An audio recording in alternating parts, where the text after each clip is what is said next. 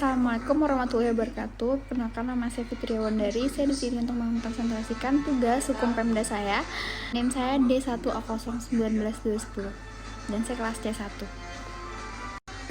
Saya di sini akan mempresentasikan tugas saya yang berjudul pendapatan asli daerah. Sebenarnya apa sih pendapatan asli daerah ini?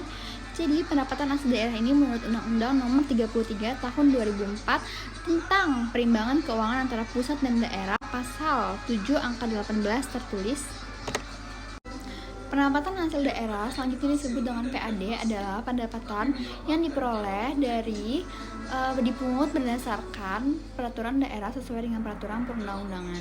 Kemudian ada juga yang mengatakan bahwa pendapatan asli daerah itu berasal dan bersumber dari ekonomi daerah itu sendiri. Ada 4 pemasukan dari sumber ini, yaitu pajak daerah, retribusi daerah, kekayaan yang dipisah, dan pendapatan sah lain-lainnya. Terakhir ada pendapat dari Warsito 2001, yaitu pendapatan asli daerah itu bersumber dan dipungut oleh pemerintah daerah itu sendiri. Lalu saya akan menyebutkan beberapa sumber-sumber pendapatan asli daerah yang disebutkan dalam Undang-Undang Nomor 32 Tahun 2004 Pasal 157, yaitu sumber pertama dari PAD adalah pajak daerah. Pajak daerah adalah kontribusi wajib yang dibayarkan dan terutang oleh orang pribadi atau badan yang bersifat memaksa berdasarkan undang-undang dengan tidak mendapatkan imbalan secara langsung dan digunakan untuk keperluan daerah bagi sebesar-besarnya kemakmuran rakyat. Pajak tersebut akan digunakan untuk menyelenggarai penyelenggaraan pemerintahan daerah. Lalu adapun pajak-pajak tersebut adalah pajak hotel, pajak restoran atau rumah makan, terus pajak hiburan, terus juga ada pajak reklame dan juga pajak penerangan jalan.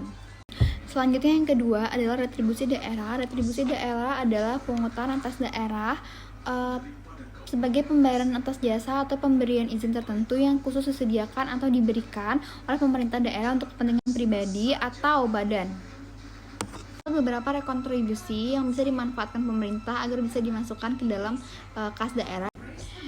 Yang pertama adalah rekontribusi jasa umum, dan yang kedua adalah rekontribusi usaha, dan yang ketiga adalah rekontribusi jasa tertentu. Dan yang ketiga adalah rekontribusi perizinan tertentu. Lalu selanjutnya adalah pengelolaan kekayaan yang dipisahkan. Pengelolaan kekayaan dipisahkan ini yang dimaksudkan adalah kekayaan negara. Yang dipisahkan adalah komponen kekayaan negara yang pengelolaannya diserahkan kepada badan usaha milik negara atau badan usaha milik daerah. Lalu pengelolaan kekayaan ini dipisahkan merupakan sumber bidang keuangan negara yang khusus ada pada negara-negara non-publik. Pengelolaan kekayaan yang dipisahkan merupakan bagian dari pengelolaan PAD daerah tersebut, yang antara lain bersumber dari bagian laba dari perusahaan daerah dan juga bagian laba dari keuangan bank. Lalu yang terakhir adalah lain-lain pendapatan hasil daerah yang sah. Sumber ini dapat digunakan untuk membiayai belanja daerah dengan cara-cara yang wajar. Menurut Pasal 6 Undang-Undang Nomor 33 Tahun 2004 tentang perimbangan keuangan antara pemerintahan pusat dan juga pemerintahan daerah, antara lain PAD meliputi: pertama adalah hasil dari penjualan daerah yang sah yang tidak dipisahkan, dan yang kedua adalah jasa giro, dan yang ketiga adalah pendapatan bunga, dan yang keempat adalah keuntungan selisih nilai tukar rupiah terhadap mata uang asing, dan yang keempat adalah keuntungan selisih nilai tukar uang rupiah terhadap mata uang asing, dan yang kelima adalah komisi, potongan ataupun bentuk lain sebagai akibat penjualan dan atau penggadaian barang.